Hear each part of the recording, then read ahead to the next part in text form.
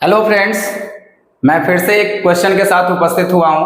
आप देख रहे होंगे कि लैडर सीरीज का प्रश्न हम लोग बता रहे हैं। तो ऐसी स्थिति में हम लोग देख रहे हैं क्या कि इसमें सब में प्लस लगा हुआ है। तो लैडर सीरीज जो होता है वो तीन तरीके का होता है। पहला तरीका हमारा ये होता है कि इन सब के बीच में प्लस प्लस प्लस का साइन रहता है।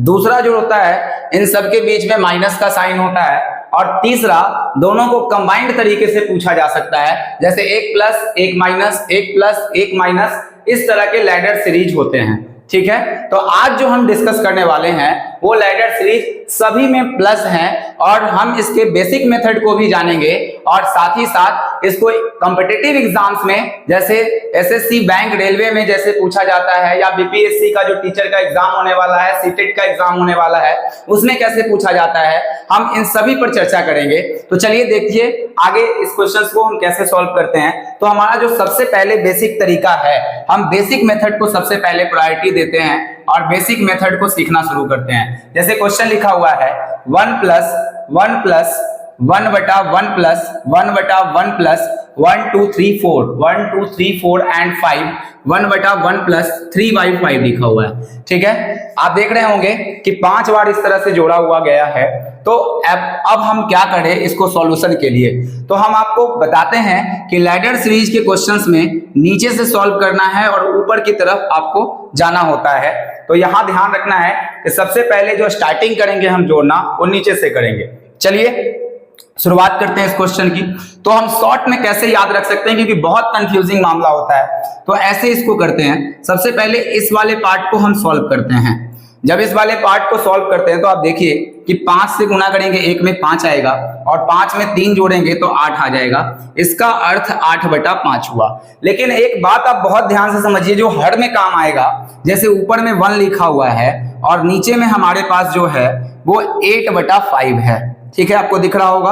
तो 1 बटा 8 बटा 5 है। जब ये ऊपर की ओर जाता है तो यहाँ के अनुसार इसका अर्थ ये हुआ कि इस पूरे का मान 8 बटा 5 है और जब ये ऊपर पलटेगा तो यहाँ पर जो 1 लिखा है उसके जगह पर 5/8 में कन्वर्टेड हो जाएगा ये चीज। ठीक है, आपको दिख रहा होगा। अब हम यहां से पूरा यहां देखते हैं, हर स्टेप में वही काम करना है। जैसे अगर हम लिखें 8 और 8 और 5 को जोड़ेंगे तो ये बन जाएगा आपका 13 बटा कितना 8 बन जाएगा। ठीक है, ये दूसरा प्रोसेस हमारा खत्म हुआ। आप नॉर्मली जान गए कि आप इसको 13 बटा 8 जैसे ही दौड़ें तो इस 1 की जगह यही उल्टा होके 8 बटा 13 हो जाएगा। डायरेक्ट प्रोसेस को याद कर लीजिए और 13 को फिर से गुना करेंगे। ठीक है, तो यहां पर ये पूरा जो आएगा वो 21 बटा 13 कन्वर्ट हो जाएगा। ठीक है, और जब आप 21 बटा 13 को कन्वर्ट करेंगे तो आप जान रहे हैं इस 1 की जगह फिर से आप 13 बटा 21 लिख दे रहे होंगे।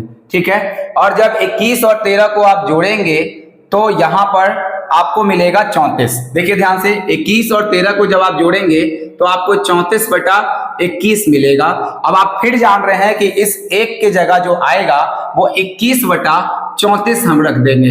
ठीक है, और अब फाइनल आंसर की बारी है। तो 34 में 21 जब जोड़ेंगे तो 4 1 5 और 3 2 5 55 आ जाएगा और 55 बटा 34 आ जाएगा। ये आपको आंसर फर्स्ट नंबर दिखाया जा रहा है। तो चलिए, अगर मान लिया जाए कि आप कॉम्पिटिटिव एग्जामिनेशंस में इस तरह से क्वेश्चन को कर पाएंगे तो बिल्कुल हो जाएगा, लेकिन थोड़ा सा समय जो होगा वो आप ज्यादा कंज्यूम कर जाएंगे और फिर दिक्कत की बात यह है कि समय बहुत कम होता है।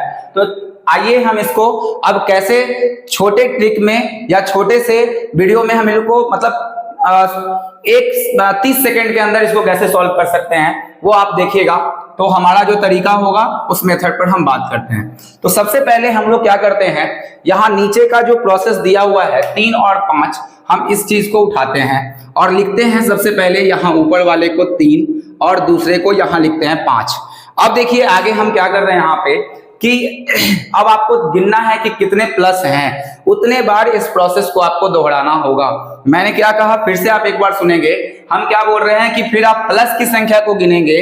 तो देखिए प्लस की संख्या कितनी है, 1 2 3 4 और 5। अगर प्लस की संख्या 5 है तो इसका अर्थ ये हुआ कि जो प्रोसेस हम आगे फर्दर करने वाले हैं वो 5 बार करेंगे, और मान लिया जाए कि अगर प्लस की संख्या अगर 4 होती तो हम फर्दर आगे प्रोसेस को 4 ही बार करते हैं, और अगर 3 होती तो 3 बार करते हैं, और अगर 18 बार होती तो इस प्रोसेस को 18 बार किया जाता।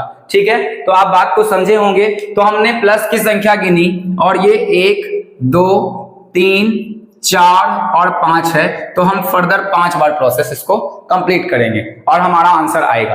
देखिए अब करना क्या है, बहुत ध्यान से देखिएगा। हम क्या करते हैं, पहली वाली संख्या को यानी कि जो बाद वाली संख्या होती है उसको प्रत्येक पहले वाली संख्या में ऐड करते हैं। तो जब हम ऐड करेंगे तो 5 और 3 जोड़ेंगे तो आएगा 8। ठीक है, अब यहां से ध्यान दीजिएगा आगे।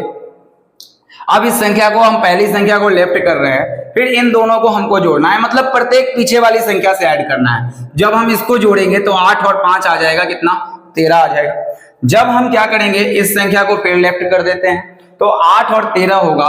तो यहां से हम लोग देख रहे हैं कि अब 13 और 8 को आपको ऐड करना होगा, तो आगे वाली संख्या 13, तो 13 और 8 21 हो जाएगी। अब फिर इस वाले संख्या को छोड़ देना है और हम लोग जो है यहाँ पर 21 लिखे हैं, तो इसके बाद ये वापस आ जाएंगे। तो 4 3 1 4 जुड़ेगा और 2 1 3 जुड़ेगा, तो ये संख्या 34 हो जाएगी।